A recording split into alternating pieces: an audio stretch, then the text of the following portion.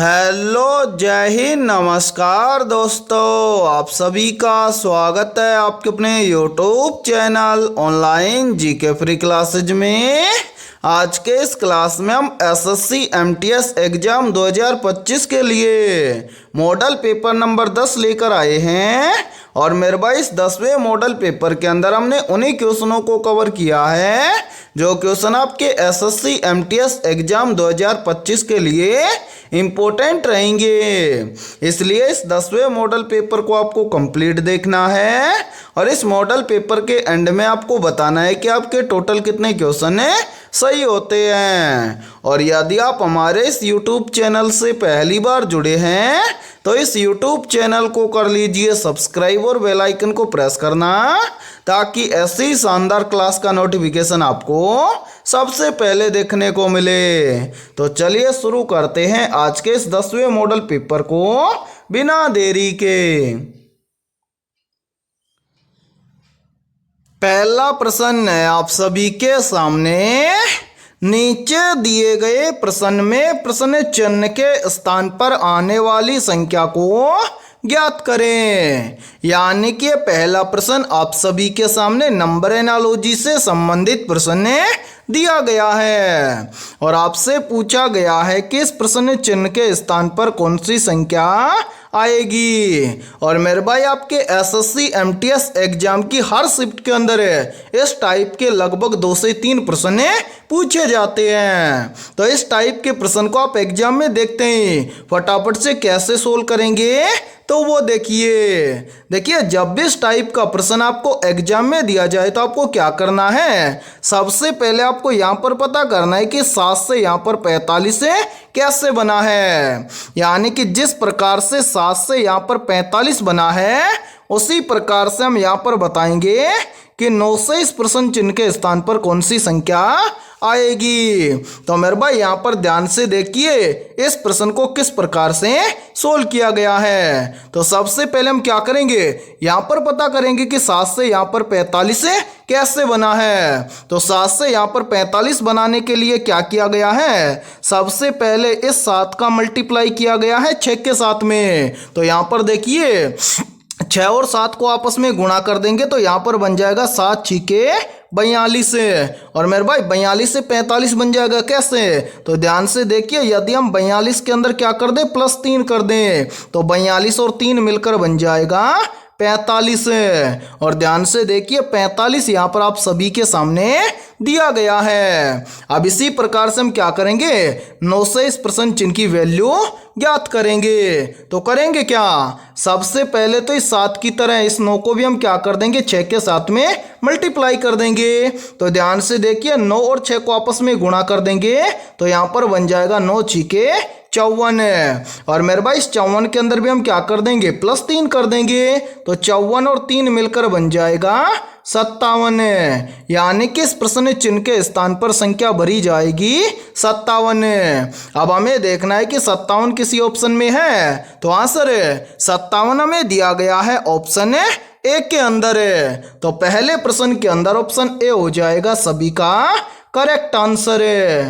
तो उम्मीद करता हूं कि जब भी आपको इस टाइप का प्रश्न एग्जाम में दिया जाएगा तो आप फटाफट से सोल्व कर लेंगे, ठीक है। और मेरे भाई यहाँ पर देखिए आप सभी के लिए बहुत ही इंपॉर्टेंट सूचना है। यदि आप पहली बार के अंदर एसएससी एमटीएस एग्जाम 2025 को क्रैक करना चाहते हैं तो हमने आपके एसएससी एमटीएस एग्जाम 2025 के लिए जीके, जीएस, इंग्लिश, मैथ और रीजनिंग यानी कि ऑल सब्जेक्ट के ऊपर मोस्ट इंपोर्टेंट क्वेश्चंस का मास्टर पीडीएफ सेट तैयार किया है। और जो भी अभ्यर्थी ये मास्टर पीडीएफ सेट लेना चाहता है वो हमारे इस व्हाट्सएप नंबर पर कांटेक्ट करके ले सकता है। और मेरे भाई इस मास्टर पीडीएफ सेट की प्राइस हमने रखी है मात्र और मात्र 99 रुपये। यानी कि 99 रुपये की फीस के अंदर आपको एसएससी एमटीएस एग्जाम 2025 के लिए ऑल सब्जेक्ट के ऊपर रामबाण क्वेश्चनों का मास्टर पीडीएफ सेट दिया जाएगा। और इस मास्टर पीडीएफ सेट के अंदर आपको क्या क्या मिलने वाला है वो भी देखिए मेरे भाई। यहाँ पर देखिए सबसे पहले इस मास्टर पीडीएफ सेट के अंदर लगभग 11,000 प्लस क्वेश्चन मिलेंगे आपको जीके, जीएस और करंट अफेयर्स के। और मेरे भाई इसी मास्टर पीडीएफ सेट के अंदर लगभग 9,000 प्लस क्वेश्चन मिलेंगे आपको मैथमेटिक्स और रीजनिंग के। और इसी मास्टर पीडीएफ सेट के अंदर आपको लगभग 5,000 प्लस क्वेश्चन मिलेंगे इंग्लिश के। इस तरह से आपको फुल सॉल्यूशन के साथ में ऑल सब्जेक्ट के ऊपर रामबाण क्वेश्चनों का मास्टर पीडीएफ सेट दिया जाएगा। और मैं आप सभी को एक गारंटी देता हूं, यदि आप एसएससी एमटीएस एग्जाम 2025 से पहले इस कंप्लीट मास्टर पीडीएफ सेट को अच्छे से तैयार कर लेते हैं तो आप पहली बार के अंदर एसएससी एमटीएस एग्जाम 2025 को क्रैक कर जाएंगे। ठीक है, तो चलिए फिर अगला प्रश्न देखते हैं। दूसरा प्रश्न है आप सभी के सामने। नीचे दिए गए प्रश्न में प्रश्न चिन्ह के स्थान पर आने वाली संख्या को ज्ञात करें। यानी कि दूसरा प्रश्न भी आप सभी के सामने नंबर एनालॉजी से संबंधित प्रश्न दिया गया है और आपसे पूछा गया है कि इस प्रश्न में इस प्रश्न चिन्ह के स्थान पर कौन सी संख्या आएगी। तो मेरे भाई जल्दी से काम कीजिए, इस क्लास को रोकिए और इस प्रश्न को अपने स्तर से सोल्व करके कमेंट सेक्शन के अंदर कमेंट करके बताइए कि इस प्रश्न चिन्ह के स्थान पर कौन सी संख्या आएगी। तो उम्मीद करता हूं कि आपने इस क्लास को रोककर इस प्रश्न को जरूर सोल्व किया होगा।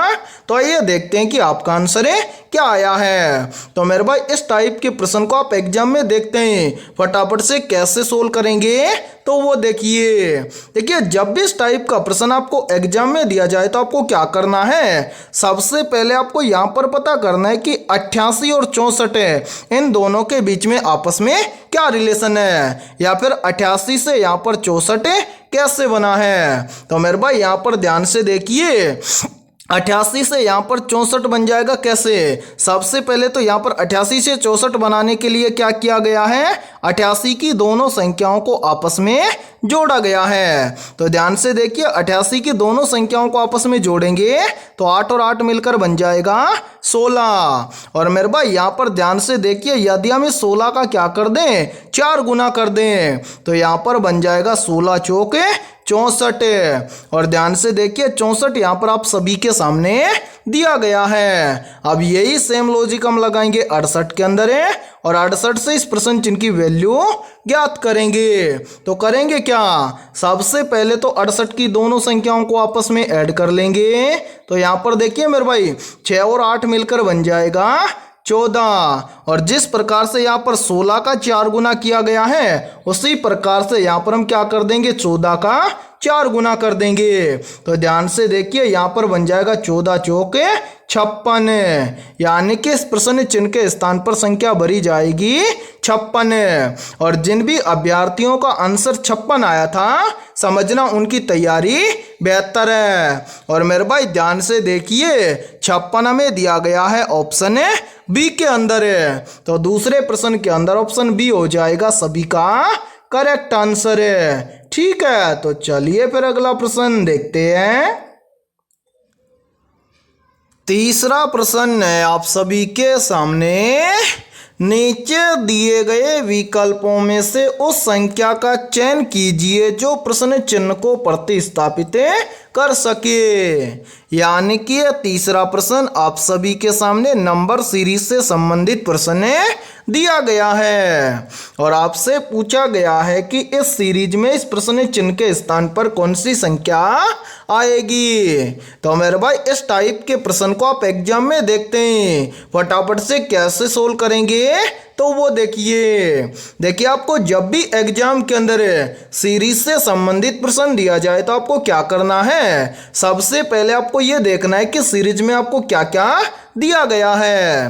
तो मेरे भाई यहाँ पर ध्यान से देखिए सीरीज में हमें दिया गया है सबसे पहले 82, 82 के बाद में 99, 99 के बाद में 119, 119 के बाद में 142, 142 के बाद में 168 है और 168 के बाद में आपसे पूछा गया है कि इस प्रश्न चिन्ह के स्थान पर कौन सी संख्या आएगी। और मेरे भाई ये प्रश्न एसएससी एमटीएस एग्जाम 2024 के अंदर पूछा गया प्रश्न है। तो इस टाइप के प्रश्न को सोल्व करेंगे कैसे वो देखिए। सबसे पहले मेरे भाई यहाँ पर देखिए सीरीज में दिया गया है 82, 82 के बाद में दिया गया है 99। तो 82 से 99 कैसे बनेगा, तो ध्यान से देखिए यदि हम 82 के अंदर क्या कर दें प्लस 17 कर दें तो 82 और 17 मिलकर बन जाएगा 99। उसके बाद में देखिए 99 से बन रहा है 119 से, तो 99 से 119 कैसे बनेगा, तो मेरे भाई यहाँ पर ध्यान से देखिए यदि हम 99 के अंदर क्या कर दें प्लस 20 कर दें तो 99 और 20 मिलकर बन जाएगा 119। उसके बाद में देखिए 119 के बाद में बन रहा है 142, तो 119 से 142 कैसे बनेगा, तो यहाँ पर देखिए यदि हम 119 के अंदर क्या कर दें प्लस 23 कर दें तो 119 और 23 मिलकर बन जाएगा 142। उसके बाद में देखिए 142 से बन रहा है 168, तो 142 से 168 कैसे बनेगा, तो मेरे भाई यहाँ पर देखिए यदि हम 142 के अंदर क्या कर दें प्लस 26 कर दें तो 142 और 26 मिलकर बन जाएगा 168। अब हमसे पूछा गया है कि 168 के बाद में इस प्रश्न चिन्ह के स्थान पर कौन सी संख्या आएगी। तो मेरे भाई प्रश्न चिन्ह की वैल्यू ज्ञात करने से पहले नीचे जितनी भी संख्याएं आई है ना सभी संख्याओं को ध्यान से देखिए और पता लगाइए कि यहाँ पर क्या हुआ है। तो मेरे भाई यहाँ पर देखिए नीचे कौन कौन सी संख्या आई है, तो सबसे पहले देखिए संख्या आई है क्या 17, उसके बाद में 20, 20 के बाद में 23, 23 के बाद में 26 है। यानी कि यहाँ पर हुआ क्या है ध्यान से देखो, सबसे पहले क्या हुआ प्लस 17, उसके बाद में प्लस 20, उसके बाद में प्लस 23, उसके बाद में प्लस 26 है। यानी कि सभी में क्या हुआ कुछ न कुछ संख्या प्लस हुई है। तो यहाँ पर हम आगे भी क्या करेंगे प्लस करेंगे, लेकिन कितना प्लस करेंगे वो देखिए मेरे भाई ध्यान से देखिए। यहाँ पर है 17, 17 से बना 20, 17 से 20 बनेगा कैसे, 17 में प्लस 3 कर देंगे तो बन जाएगा 20। फिर देखिए 20 से बन रहा है 23, 20 से 23 बनेगा कैसे, तो यदि यहाँ पर भी हम क्या कर दें 20 के अंदर प्लस 3 कर दें तो 20 और 3 मिलकर बन जाएगा 23। फिर देखिए 23 से कितना बन रहा है 26, 23 से 26 बनेगा कैसे, यदि हम यहाँ पर भी क्या कर दें 23 के अंदर प्लस 3 कर दें तो 23 और 3 मिलकर बन जाएगा 26। अब इसी प्रकार से हम क्या करेंगे 26 से अगली संख्या ज्ञात करेंगे। तो मेरे भाई यहाँ पर नीचे देखिए सभी में प्लस 3 हुआ है, तो यहाँ पर हम 26 से अगली संख्या निकालने के लिए 26 में भी क्या कर देंगे प्लस 3 कर देंगे, तो 26 और 3 मिलकर बन जाएगा 29। यानी कि 26 के बाद में संख्या प्लस होगी 29। प्रश्न चिन्ह की वैल्यू ज्ञात हो जाएगी कैसे, यदि हम इस 168 के अंदर क्या कर दें प्लस 29 कर दें तो प्रश्न चिन्ह की वैल्यू ज्ञात हो जाएगी। तो मेरे भाई यहाँ पर देखिए यहाँ पर है 168, ठीक है 168 के अंदर हम क्या कर देंगे प्लस 29 कर देंगे, तो 168 और 29 मिलकर बन जाएगा 197। यानी कि इस प्रश्न चिन्ह के स्थान पर संख्या भरी जाएगी 197। अब हमें देखना है कि संख्या 197 किसी ऑप्शन में है, तो हाँ सर संख्या 197 में दी गई है ऑप्शन सी के अंदर है। तो तीसरे प्रश्न के अंदर ऑप्शन सी हो जाएगा सभी का करेक्ट आंसर है। तो उम्मीद करता हूं कि जब भी आपको एग्जाम के अंदर सीरीज से संबंधित प्रश्न दिया जाएगा तो आप फटाफट से सोल्व कर लेंगे, ठीक है। तो चलिए फिर अगला प्रश्न देखते हैं। चौथा प्रश्न है आप सभी के सामने, दो संख्या 3 और 6 को आपस में बदलने के बाद दिए गए व्यंजक का मान क्या होगा।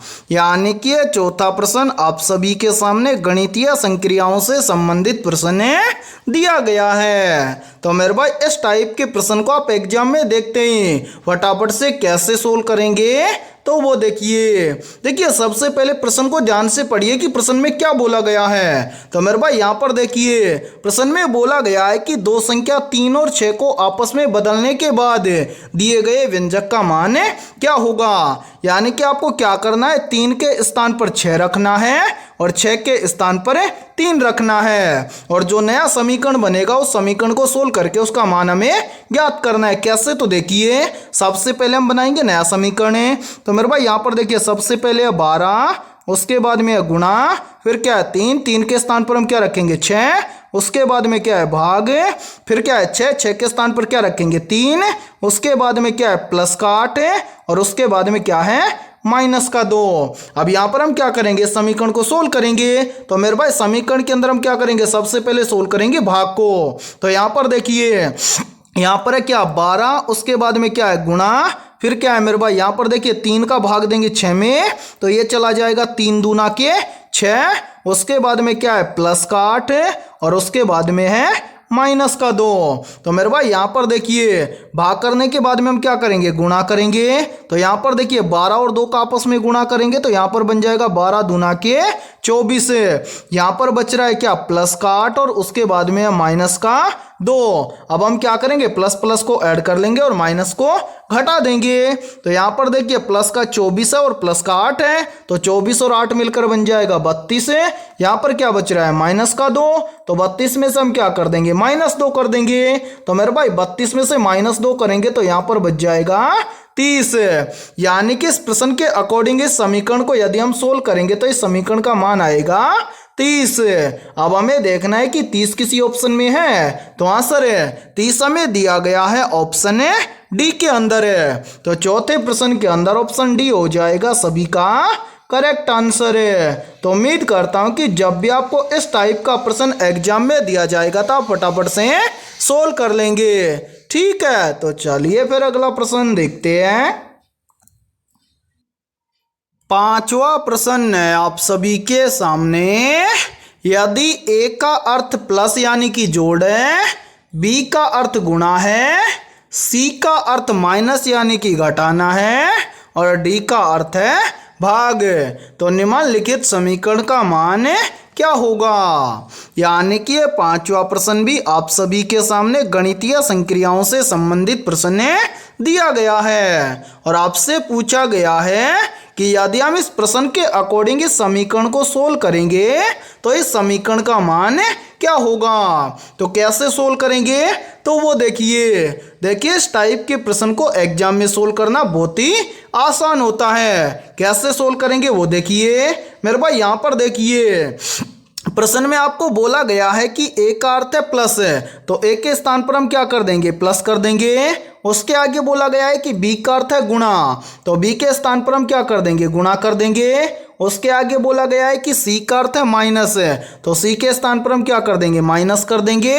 और लास्ट में बोला गया है कि डी का अर्थ है भाग, तो डी के स्थान पर हम क्या कर देंगे भाग कर देंगे। अब यहाँ पर हम बनाएंगे नया समीकरण। कैसे, तो देखिए मेरे भाई सबसे पहले 25 है, उसके बाद में ए का अर्थ है प्लस है, उसके बाद में 43 है, 43 के बाद में सी का अर्थ है माइनस है, उसके बाद में क्या है 20 है, 20 के बाद में क्या है डी। मेरे भाई यहाँ पर 1 मिनट रुकिए, यहाँ पर क्या है 20 के बाद में है डी का अर्थ है भाग, तो यहाँ पर हम क्या कर देंगे डी के स्थान पर भाग कर देंगे। उसके बाद में क्या है 5, तो यहाँ पर रखेंगे 5, यानी कि 5 के बाद में क्या है बी का अर्थ है गुणा, यहाँ पर कर देंगे गुणा। लास्ट में क्या है 8, यहाँ पर लिखेंगे 8। ये बन गया नया समीकरण है। अब इसको हम क्या करेंगे सोल्व करेंगे। तो मैंने अभी आपको बताया था कि समीकरण के अंदर है सबसे पहले हम क्या करेंगे ब्रैकेट को सोल्व करेंगे।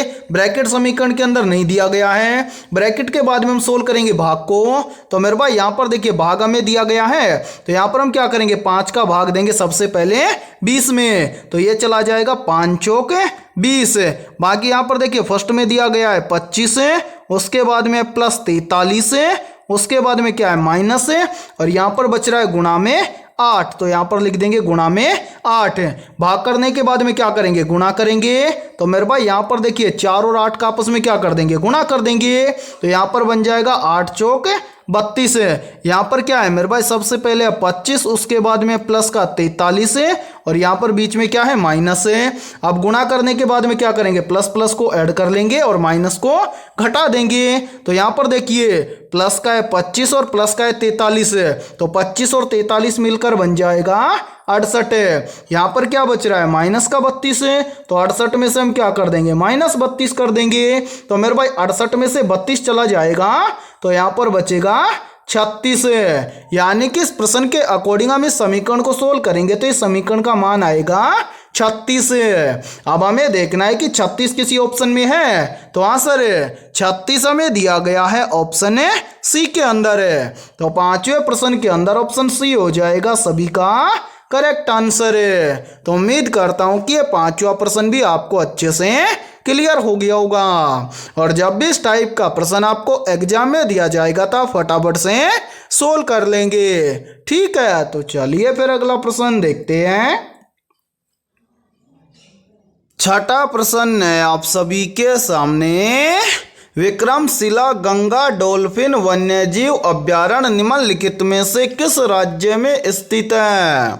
ऑप्शन ए उत्तर प्रदेश राज्य में, ऑप्शन बी है बिहार राज्य में, ऑप्शन सी है गोवा राज्य में और ऑप्शन डी है छत्तीसगढ़ राज्य में। तो यहाँ पर देखिए इन चारों में से करेक्ट आंसर हो जाएगा सभी का ऑप्शन है बी, यानी कि विक्रमशिला गंगा डॉल्फिन वन्यजीव अभ्यारण्य बिहार राज्य में स्थित है।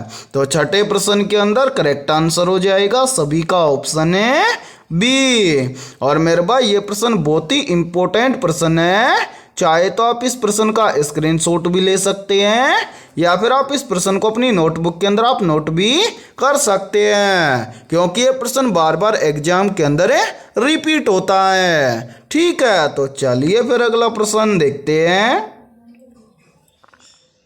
सातवां प्रश्न है आप सभी के सामने। निम्नलिखित में से खालसा पंथ की स्थापना किसने की थी? तो जल्दी से बताइए इन चारों में से करेक्ट आंसर क्या होगा। आपसे पूछा गया है कि खालसा पंथ की स्थापना किसने की थी? तो यहाँ पर देखिए इन चारों में से करेक्ट आंसर हो जाएगा सभी का ऑप्शन है ए, यानी कि खालसा पंथ की स्थापना की थी गुरु गोविंद सिंह ने। तो सातवें प्रश्न के अंदर करेक्ट आंसर हो जाएगा सभी का ऑप्शन है ए। और मेरे भाई यहाँ पर देखिए, यदि ये क्लास आपको पसंद आ रही है तो जल्दी से एक बार इस क्लास को लाइक कर दीजिए। और यदि आप हमारे इस YouTube चैनल से पहली बार जुड़े हैं तो इस YouTube चैनल को कर लीजिए सब्सक्राइब और बेल आइकन को प्रेस करना, ताकि ऐसी शानदार क्लास का नोटिफिकेशन आपको सबसे पहले देखने को मिले। ठीक है, तो चलिए फिर अगला प्रश्न देखते हैं। आठवां प्रश्न है आप सभी के सामने। विजयनगर राजवंश की राजधानी हम्पी किस नदी के किनारे स्थित है? ऑप्शन ए कृष्णा नदी के किनारे, ऑप्शन बी है तुंगभद्रा नदी के किनारे, ऑप्शन सी है कावेरी नदी के किनारे और ऑप्शन डी है गोदावरी नदी के किनारे। तो यहाँ पर देखिए इन चारों में से करेक्ट आंसर हो जाएगा सभी का ऑप्शन है बी, यानी कि विजयनगर राजवंश की राजधानी हम्पी तुंगभद्रा नदी के किनारे स्थित है। तो आठवें प्रश्न के अंदर करेक्ट आंसर हो जाएगा सभी का ऑप्शन है बी। और मेरे भाई इस क्लास के अंदर आपको एंड तक बने रहना है, क्योंकि इस क्लास के अंदर हमने उन्हीं क्वेश्चनों को कवर किया है जो क्वेश्चन आपके एग्जाम के लिए इम्पोर्टेंट रहेंगे। और यदि आपको किसी भी क्वेश्चन के अंदर कोई भी डाउट हो तो आप उस क्वेश्चन के बारे में कमेंट सेक्शन के अंदर पूछ सकते हैं। ठीक है, तो चलिए फिर अगला प्रश्न देखते हैं। नौवां प्रश्न है आप सभी के सामने। विश्व का सबसे बड़ा मकबरा गोल गुंबज किस राज्य में स्थित है? ऑप्शन ए कर्नाटक राज्य में, ऑप्शन बी है महाराष्ट्र राज्य में, ऑप्शन सी है केरल राज्य में और ऑप्शन डी है दिल्ली में। तो यहाँ पर देखिए इन चारों में से करेक्ट आंसर हो जाएगा सभी का ऑप्शन है ए, यानी कि विश्व का सबसे बड़ा मकबरा गोल गुंबज कर्नाटक राज्य में स्थित है। तो 9वें प्रश्न के अंदर करेक्ट आंसर हो जाएगा सभी का ऑप्शन है ए। तो चलिए फिर अगला प्रश्न देखते हैं। 10वां प्रश्न है आप सभी के सामने। 1857 के विद्रोह के समय भारत का गवर्नर जनरल कौन था? मेरे भाई मोस्ट इंपोर्टेंट प्रश्न है ये। तो जल्दी से बताइए इन चारों में से करेक्ट आंसर क्या होगा। आपसे पूछा गया है कि 1857 के विद्रोह के समय भारत का गवर्नर जनरल कौन था। तो यहाँ पर देखिए इन चारों में से करेक्ट आंसर हो जाएगा सभी का ऑप्शन है बी, यानी कि 1857 के विद्रोह के समय भारत का गवर्नर जनरल था लॉर्ड कैनिंग। तो 10वें प्रश्न के अंदर करेक्ट आंसर हो जाएगा सभी का ऑप्शन है बी। तो चलिए फिर अगला प्रश्न देखते हैं। 11वां प्रश्न है आप सभी के सामने, निम्नलिखित में से प्रार्थना समाज का गठन किसने किया था। ऑप्शन ए राजा राम मोहन राय ने, ऑप्शन बी है दयानंद सरस्वती ने, ऑप्शन सी है आत्माराम पांडुरंग ने, और ऑप्शन डी है स्वामी विवेकानंद ने। तो यहाँ पर देखिए इन चारों में से करेक्ट आंसर हो जाएगा सभी का ऑप्शन है सी, यानी कि प्रार्थना समाज का गठन किया था आत्माराम पांडुरंग ने। तो 11वें प्रश्न के अंदर करेक्ट आंसर हो जाएगा सभी का ऑप्शन है सी। तो चलिए फिर अगला प्रश्न देखते हैं। 12वां प्रश्न है आप सभी के सामने, भारत में किसे स्थानीय स्वशासन का जनक कहा जाता है। तो जल्दी से बताइए इन चारों में से करेक्ट आंसर क्या होगा। आपसे पूछा गया है कि भारत में किसे स्थानीय स्वशासन का जनक कहा जाता है। तो यहाँ पर देखिए इन चारों में से करेक्ट आंसर हो जाएगा सभी का ऑप्शन है बी, यानी कि भारत में स्थानीय स्वशासन का जनक कहा जाता है लॉर्ड रिपन को। तो 12वें प्रश्न के अंदर करेक्ट आंसर हो जाएगा सभी का ऑप्शन है बी। तो चलिए फिर अगला प्रश्न देखते हैं। 13वां प्रश्न है आप सभी के सामने, निम्नलिखित में से किस राज्य में युमथांग घाटी स्थित है। ऑप्शन ए नागालैंड राज्य में, ऑप्शन बी है उत्तराखंड राज्य में, ऑप्शन सी है सिक्किम राज्य में, और ऑप्शन डी है हिमाचल प्रदेश राज्य में।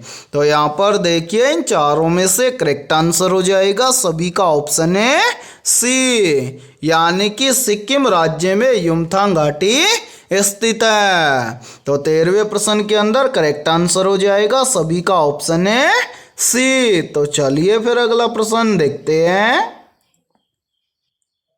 14वां प्रश्न है आप सभी के सामने, भारतीय संविधान के 44वें संशोधन अधिनियम 1978 के तहत निम्नलिखित में से कौन सा एक मौलिक अधिकार नहीं है। तो यहाँ पर देखिए इन चारों में से करेक्ट आंसर हो जाएगा सभी का ऑप्शन है ए, यानी कि भारतीय संविधान के 44वें संशोधन अधिनियम 1978 के तहत संपत्ति का अधिकार एक मौलिक अधिकार नहीं है। तो 14वें प्रश्न के अंदर करेक्ट आंसर हो जाएगा सभी का ऑप्शन है ए। और मेरे भाई ये प्रश्न बहुत ही इंपॉर्टेंट प्रश्न है, चाहे तो आप इस प्रश्न पर स्टार जरूर लगा लेना, क्योंकि इस बार ये प्रश्न एग्जाम के अंदर पूछा जा सकता है। ठीक है, और इसी के साथ में यहाँ पर देखिए आप सभी के लिए बहुत ही इंपॉर्टेंट सूचना है। यदि आप पहली बार के अंदर एसएससी एमटीएस एग्जाम 2025 को क्रैक करना चाहते हैं, तो हमने आपके एसएससी एमटीएस एग्जाम 2025 के लिए ऑल सब्जेक्ट के ऊपर रामबाण क्वेश्चनों का मास्टर पीडीएफ सेट तैयार किया है। और जो भी अभ्यर्थी ये मास्टर पीडीएफ सेट लेना चाहता है वो हमारे इस व्हाट्सएप नंबर पर कांटेक्ट करके ले सकता है। व्हाट्सएप नंबर है 73748268 93। ये हमारा व्हाट्सअप नंबर है। इस व्हाट्सअप नंबर पर आप कांटेक्ट करके एसएससी एमटीएस एग्जाम 2025 के लिए ऑल सब्जेक्ट के ऊपर रामबाण क्वेश्चनों का मास्टर पीडीएफ सेट ले सकते हैं। और मेरे भाई इस मास्टर पीडीएफ सेट की प्राइस हमने रखी है मात्र और मात्र 99 रुपये। यानी कि 99 रुपये की फीस के अंदर आपको क्या क्या दिया जाएगा वो भी देख लीजिए। मेरे भाई यहाँ पर देखिए, सबसे पहले तो आपको इस मास्टर पीडीएफ सेट के अंदर लगभग 11,000 प्लस क्वेश्चन मिलेंगे जीके, जीएस और करंट अफेयर्स के। और मेरे भाई इसी मास्टर पीडीएफ सेट के अंदर आपको लगभग 9,000 प्लस क्वेश्चन मिलेंगे मैथमेटिक्स और रीजनिंग के। और इसी मास्टर पीडीएफ सेट के अंदर आपको लगभग 5,000 प्लस क्वेश्चन मिलेंगे इंग्लिश के। इस तरह से आपको ऑल सब्जेक्ट के ऊपर फुल सॉल्यूशन के साथ में रामबाण क्वेश्चनों का मास्टर पीडीएफ सेट दिया जाएगा। और मैं सभी को ये गारंटी देता हूँ, यदि आप एसएससी एमटीएस एग्जाम 2025 से पहले इन कंप्लीट क्वेश्चनों को अच्छे से तैयार कर लेते हैं तो आप पहली बार के अंदर एसएससी एमटीएस एग्जाम 2025 को क्रैक कर जाएंगे। ठीक है, तो चलिए फिर अगला प्रश्न देखते हैं। 15वां प्रश्न है आप सभी के सामने। राज्यसभा की बैठक की अध्यक्षता कौन करता है? ऑप्शन ए राष्ट्रपति, ऑप्शन बी है उपराष्ट्रपति, ऑप्शन सी है प्रधानमंत्री और ऑप्शन डी है लोकसभा अध्यक्ष। तो यहाँ पर देखिए इन चारों में से करेक्ट आंसर हो जाएगा सभी का ऑप्शन है बी, यानी कि राज्यसभा की बैठक की अध्यक्षता करता है उपराष्ट्रपति। तो 15वें प्रश्न के अंदर करेक्ट आंसर हो जाएगा सभी का ऑप्शन है बी। तो मेरे भाई आज के इस क्लास के अंदर इतना ही। यदि ये क्लास आपको पसंद आई है तो जल्दी से एक बार इस क्लास को लाइक कर दीजिए। और यदि आप हमारे इस YouTube चैनल से पहली बार जुड़े हैं तो इस YouTube चैनल को कर लीजिए सब्सक्राइब और बेल आइकन को प्रेस करना, ताकि ऐसी शानदार क्लास का नोटिफिकेशन आपको सबसे पहले देखने को मिले। ठीक है, तो फिर मिलते हैं ऐसे बेहतरीन क्वेश्चनों के साथ सुबह 7 बजे।